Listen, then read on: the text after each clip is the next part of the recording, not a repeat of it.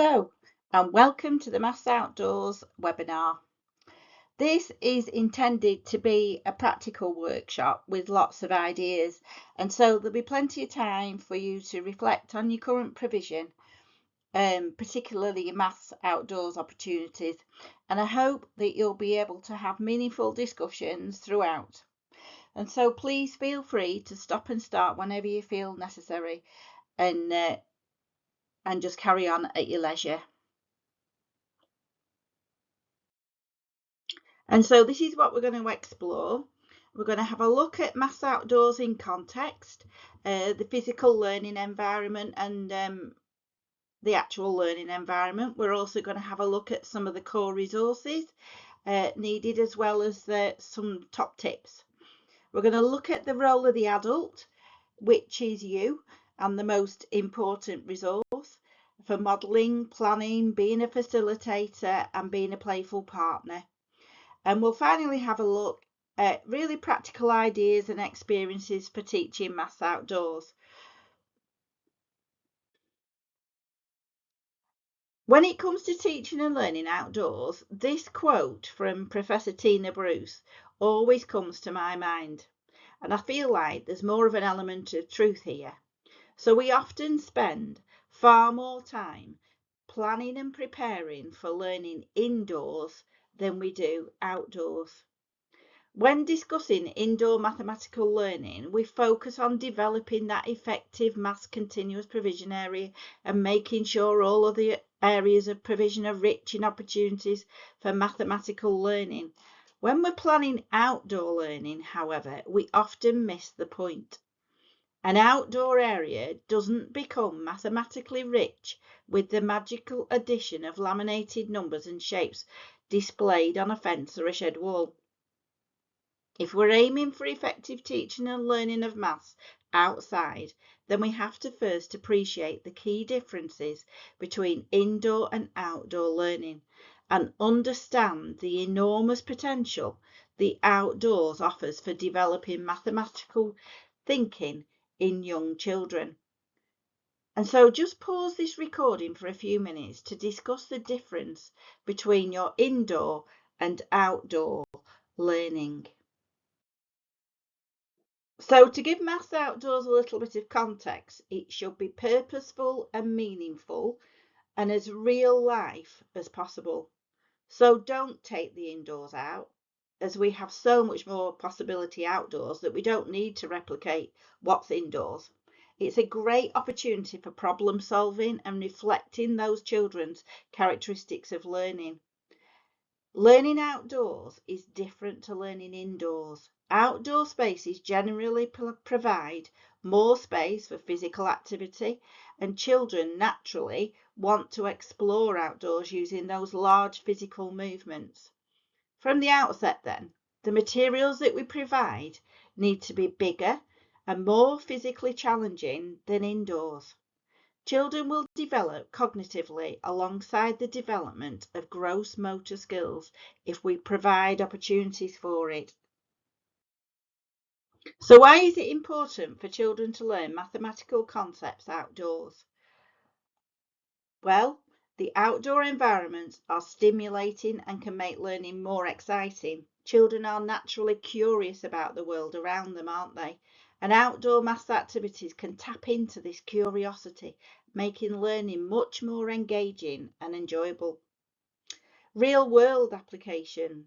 So outdoor settings provide opportunities to apply maths concepts in those real life situations.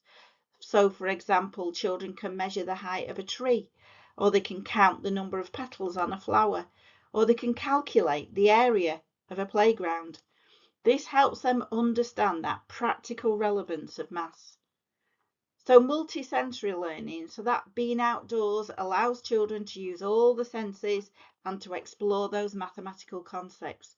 They can touch, they can see, they can hear, and they can even smell different elements, which can enhance their understanding and that retention of information. Physical development. So outdoor maths activities often involve movement, which supports physical development. Activities like measuring distances, counting steps, or creating shapes with their bodies helps develop those children's motor skills and coordination.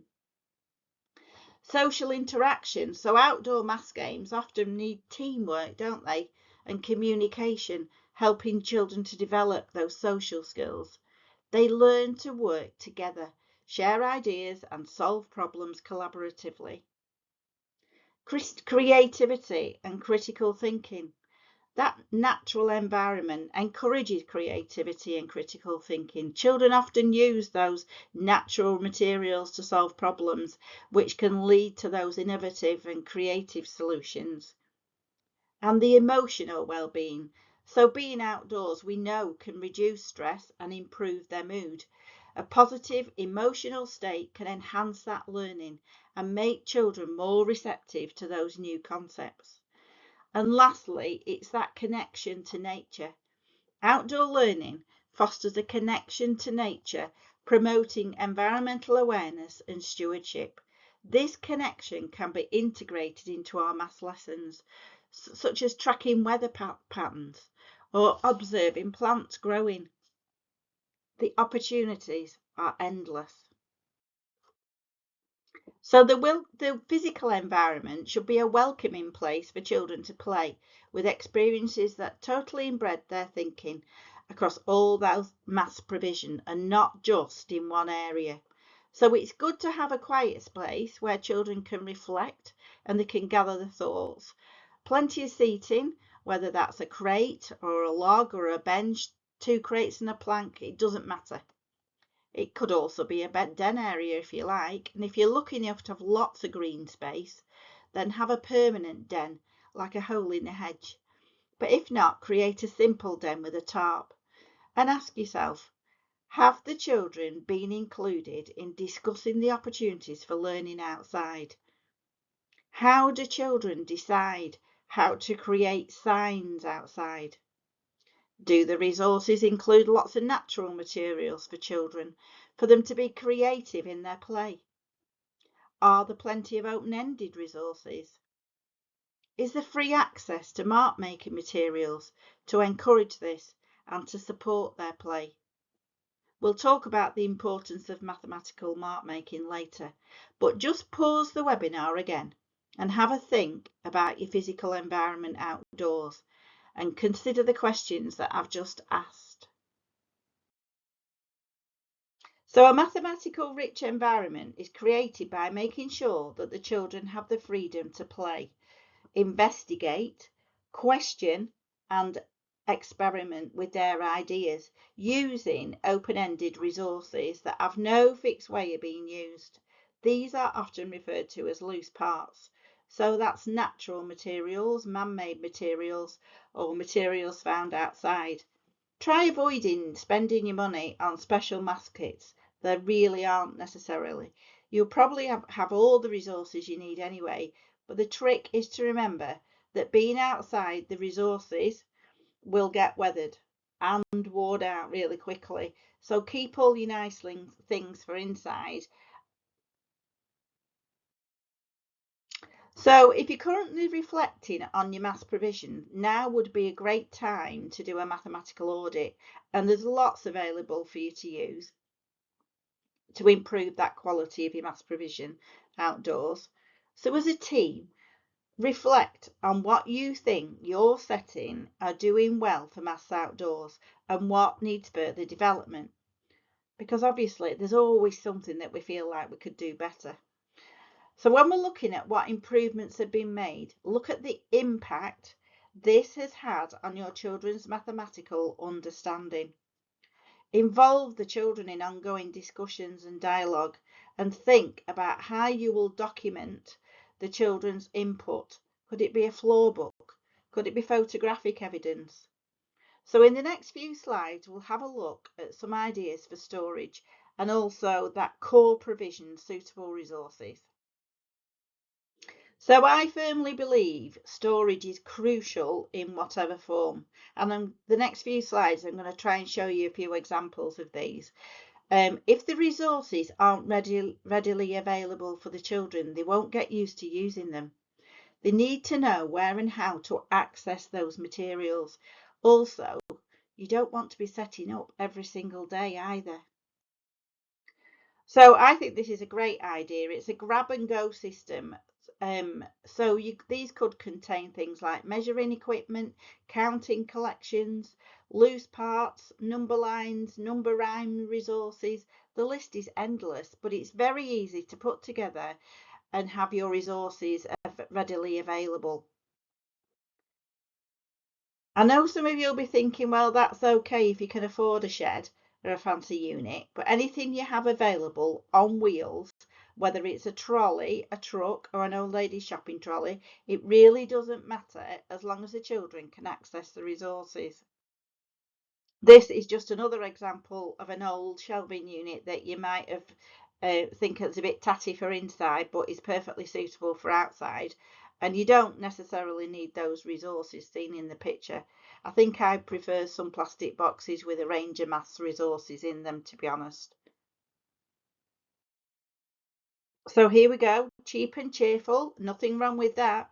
These can be transported anywhere. All your maths resources in one place, and what's even better is that they're transportable, whether it's still on site or going to the park or the woods or the beach, anywhere. So when planning and resourcing your outdoor space, think big. Large crates, planks of wood, wooden poles, pegs, and different fastenings, they'll all lead to large construction with lots of learning potential. Also, think carefully about children's predictable interests as a powerful motivator for the learning. Children will want to create dens, large and small spaces of varying sizes for their imaginative play. For this, they'll need tarpaulins, netting, and other materials. As they are creating the dens and enclosed spaces, they'll be exploring size, scale, capacity, height, length, and estimation. But importantly, they'll also be working collaboratively. The size and scale of the materials will mean that children will need to often work together to achieve what they set out to do. There'll be a high degree of problem solving here too. This is the perfect context for seeing mathematics as meaningful, challenging, and ultimately rewarding. And water play outside will provide endless possibilities for exploration and engagement with those mathematical concepts if we plan it carefully. Outdoor water play needs to be on a much bigger scale to the indoor equivalent and doesn't need to be restricted to a water tray. Again, think carefully about the size and scale of what's on offer.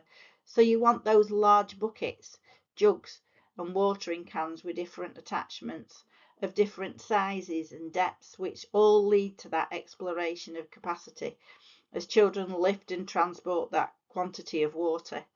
Include lots of pieces of guttering and tubing of different lengths as well and sizes alongside your crates and your water stands. And children will explore how water can be transported through different channels. The number of variables provided here will be crucial, so children need to be able to use the materials to explore in a variety of different ways. So selecting, transporting and problem solving. Remember, learning possibilities will be reduced significantly if the resources are fixed to a wall or a fence. Whilst a water wall will look tidy and presentable, it sometimes limits the number of ways for children to work with the resources and problem solve. So mud kitchen play can be a fantastic way to support mathematical learning for young children. And the role of the adults really crucial in this area, as their play can become quite stagnant and then little learning is happening.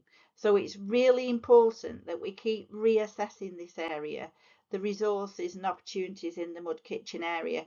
Ask yourself, what are the children learning? This photograph looks really messy, but it's a really great space for mathematical learning. So have you got measuring and counting opportunities? So children can use measuring cups, spoons and other containers to measure ingredients like mud and water and sand. And this helps them understand the concepts of what volume and quantity. Comparing and estimating. So when children mix different materials, they often compare amounts and estimate how much they need. This practice enhances their skills in estimation and comparison. Understanding mathematical concepts. Through play, children can learn about weight, density, and volume. For example, they might notice that wet mud is much heavier than dry mud, or that a cup of sand takes up much more space than a cup of water. There'll be problem solving, so creating recipes and concoctions requires children to think critically and solve problems, such as figuring out the right proportions of their ingredients. Do I want my mud sloppy or do I want it really thick? There's that pattern recognition as well. Children often like to create patterns and sequences with the natural materials. So things like stones, leaves and flowers, that all helps them to recognise and understand pattern. And that spatial awareness, arranging items in the mud kitchen, such as setting up a pretend meal, that helps children develop that spatial awareness and understanding the relationships between objects. So really concentrate on your mud kitchen and think, what are the children going to learn in there today? And what do I need to add in there to make it successful? So now we're going to have a look at core resources. Things that are available to the children in the shed or on the trolley every day. So we want things like sticks and stones, leaves, pine cones, shells and acorns. They all can be used for counting, sorting and creating patterns. Numbered log slices, numbered pebbles, these are a great resource if you keep them in a drawstring bag or a container so they're readily available. Stones painted with numbers or dots can be used for number recognition, sequencing, and that simple arithmetic. You see, you don't need to buy those, you can easily make them yourselves. I love this idea. For a 10 frame. It's a piece of fabric with a 10 frame drawn on it. This can be rolled up into a very small piece and you can even kept in your pocket for easy access for you. They can also be made from garden canes if you want a much bigger version, or just drawn on the playground or the flags. Number lines again can be made very easily or just drawn on the ground. Children rarely see real money these days, as we all seem to use our cards or our phones to pay for things, don't we? However, children need to learn the value of money, to use it and to handle it. And so keep hold of those coins and foreign coins too, and gather yourself a bit of a collection that you can use outside for role play. You could use your money for a car wash. So think of all those mathematical opportunities within this type of role play. Paying for the job, capacity and measurement for the water, and all that mathematical language is endless. And that's to name but a few. Gather yourself lots of counting collections for the children to use in their play, whether it's for counting purposes or for pattern making.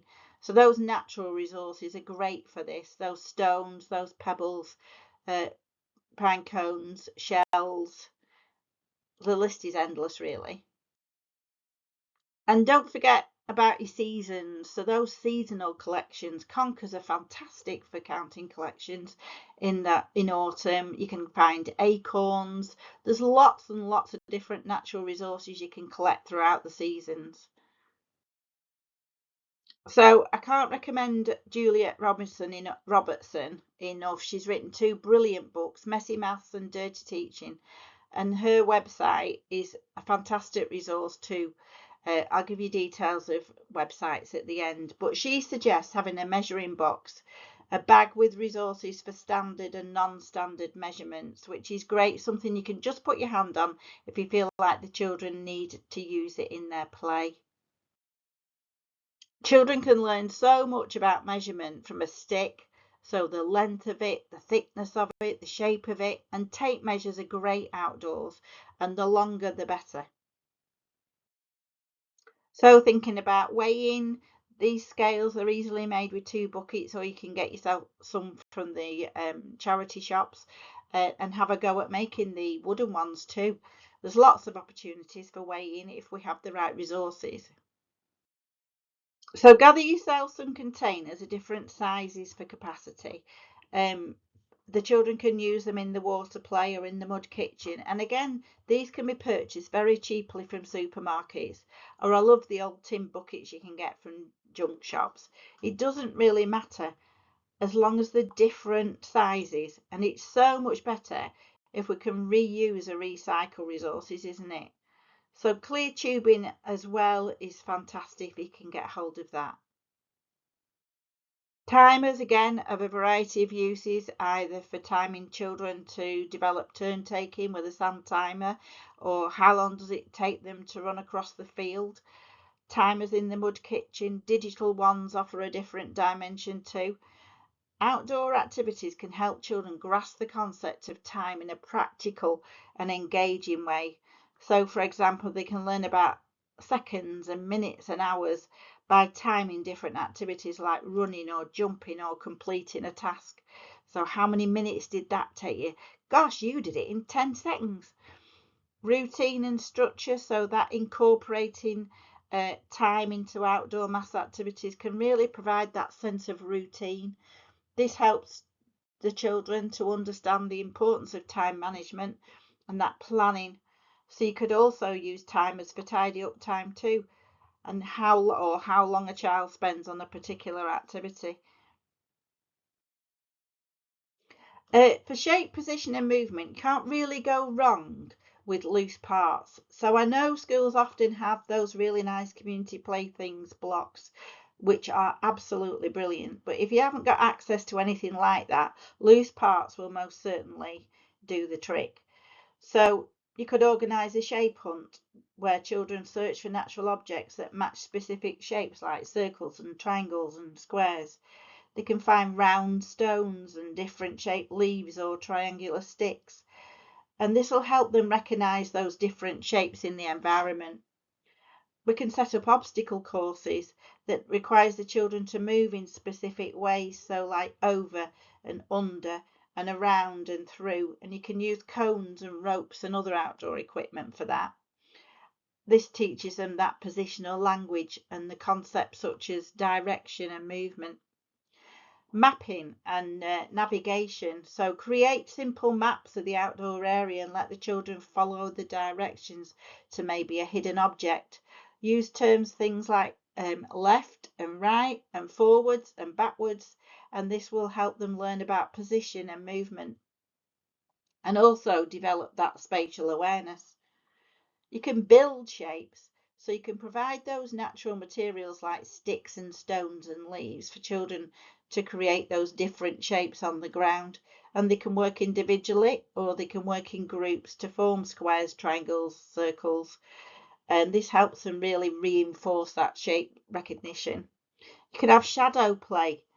On sunny days, explore the shadows. They can observe how the shadows change position and shape throughout the day, and they can create shapes with their bodies and see how those shadows mimic the shapes. You could play Simon Says. Simon Says with a focus on positional language. Simon Says to take 2 steps forward. Simon Says jump to the right or jump to the left. Simon Says make a circle with your arms. This is a great fun game to play with them. So lots and lots of opportunities with these open-ended resources. So here we have just a couple of examples of ways that children can record maybe how many times children can run from one end of the outdoor area to the other, or for games or for skittles. So you can use clipboards or you can use whiteboards, chalkboards are perfect, even perspex. And mirrors are perfect for mark making too. Old scrap paper is invaluable, and so don't throw it out. Reuse it outside on a clipboard. Raid your photocopying room bin or your recycled paper bin. I really hope all these ideas have given you a few suggestions for suitable resources needed for your outdoor maths learning. So let's just pause again and take a few moments to think about your current resources. Do you need a refresh, or have you got everything you think you might need? So I just wanted to talk a little bit about mathematical mark making. It can easily be overlooked, and it's just as important to make marks for maths as it is for literacy. So you can record how many goals have been scored at football. You can record how many skittles have been knocked down. You can have free mark making all around the environment. Mathematical mark making includes the symbols that represent children's mathematical thinking. So random marks on the ground or children's attempts at numerals, symbols and shapes. It doesn't matter. The most important thing is that these marks make sense to the child who's made them. And we as adults need to value and recognise these marks, which requires us to engage with the child. So the mark making should be entirely child initiated and part of their play when they're ready.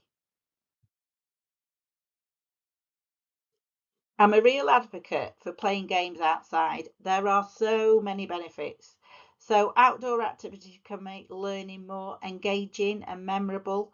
Children often find it easier to grasp those maths concepts when they're applied in the real world, as we said before. So combining maths with physical activity really helps improve children's overall health and well-being. It also keeps them active and energetic, which can enhance their focus and that cognitive ability. So, but outdoor games often involve teamwork and communication, helping children to develop those important social skills. They learn to cooperate and they learn to share and they learn to solve problems together.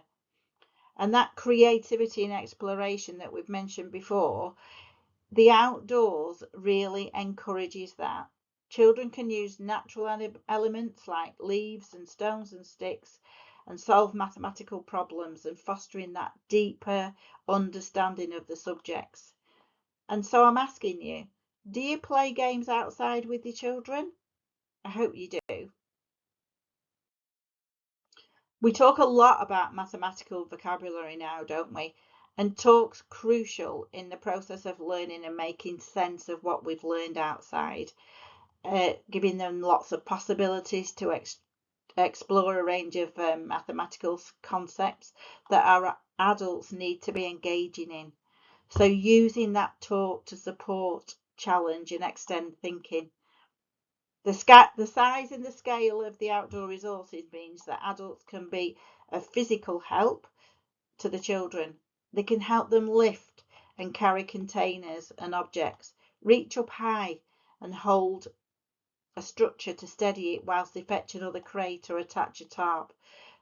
Being physically involved in this way enables us to be close to the action, sensitively supporting the children to be successful, whilst also seeing opportunities to extend that vocabulary and that language and that thinking.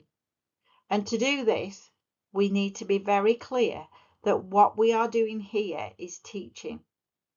This does not replace teaching in other contexts.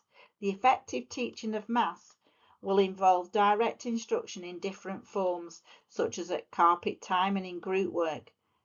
However, too great an emphasis on this direct instruction without considering how children will embed those concepts in meaningful ways will not lead to effective learning.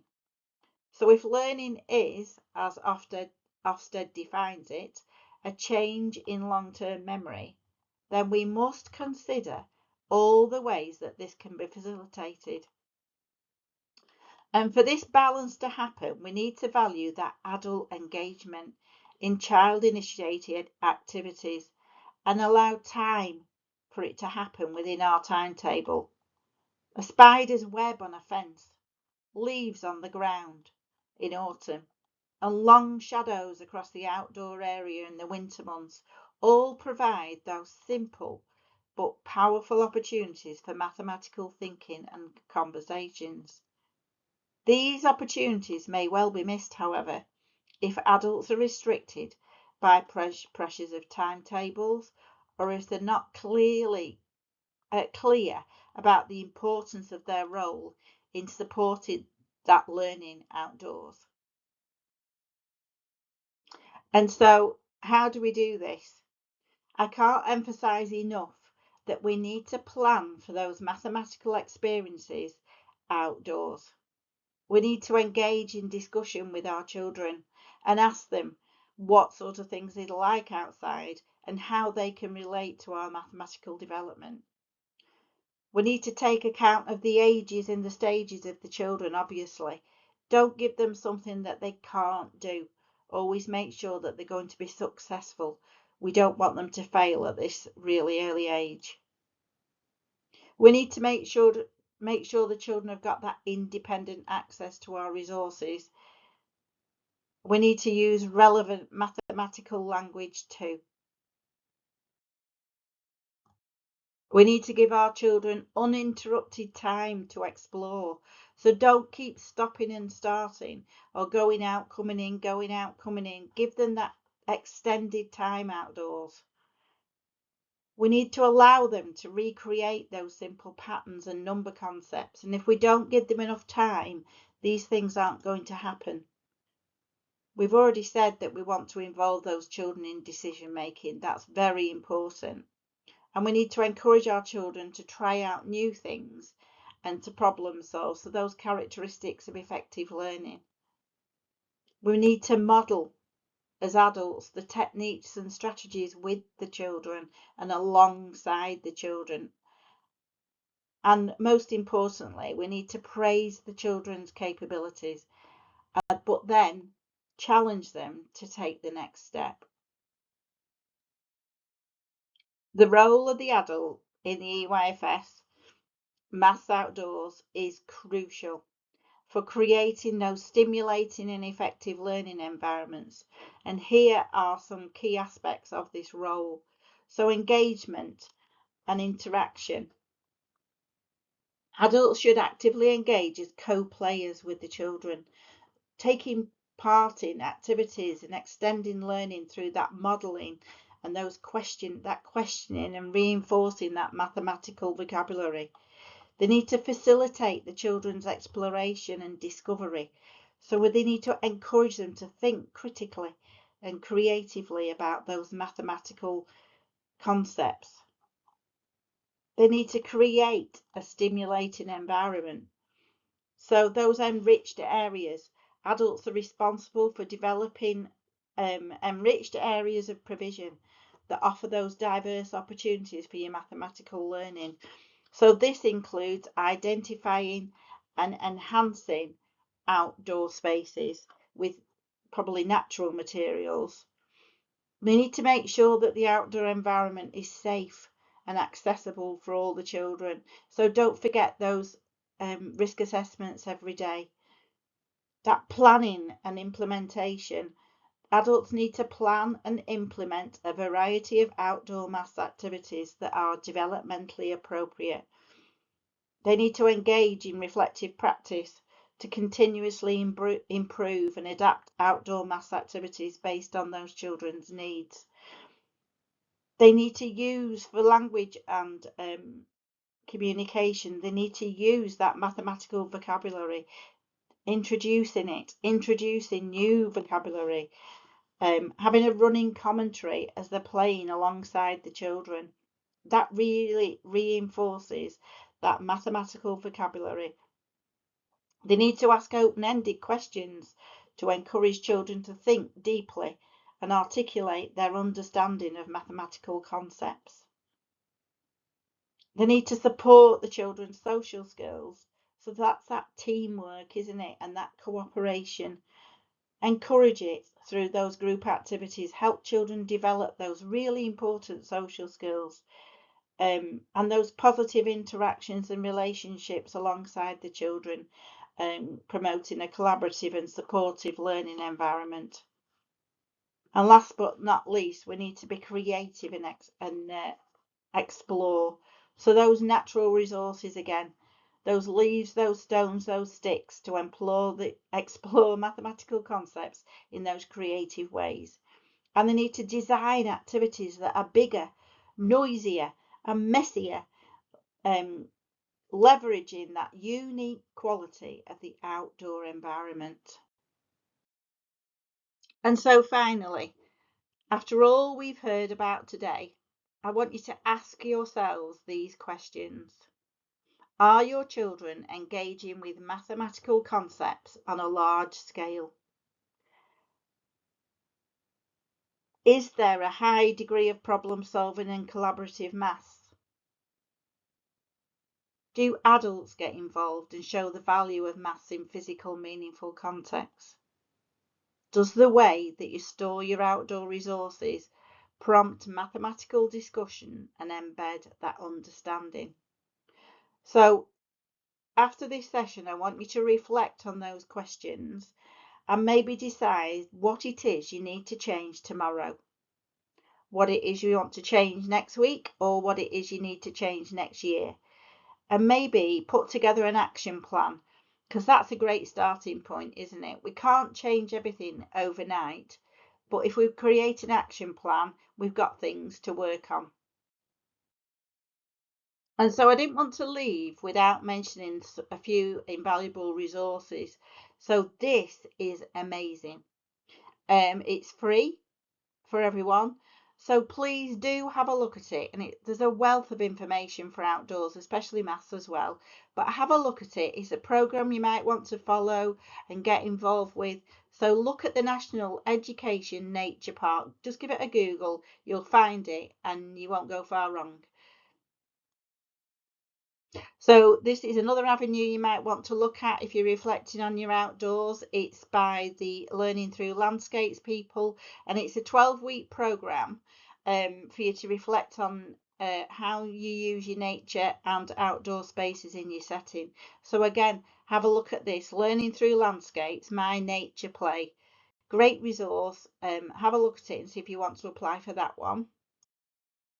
This is another fabulous website worth having a look at. So there's loads and loads of ideas on here. It's the Early Childhood Maths Group. Again, Google it and see what you think.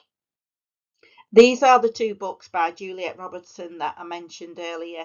So Messy Maths and Dirty Teaching. Some great ideas in here. So if you wanted to invest in a book, these are two that I really recommend. But you can also see her website, which I'll give you in a moment. So these are the websites. Creative Style Learning is the one that Juliet Robertson's website. The early maths one I've just told you about. Learning Through Landscapes is there. Woodland Trust, and then there's a couple of specific maths sites there too. You might want to take a picture of that one. So your feedback really matters to us, and so please do fill in the evaluation form by scanning this QR code on your phone and filling in the evaluation form. And thank you so much for listening. I wish you lots of success with your maths outdoors. Thank you so much, and I hope it's been helpful.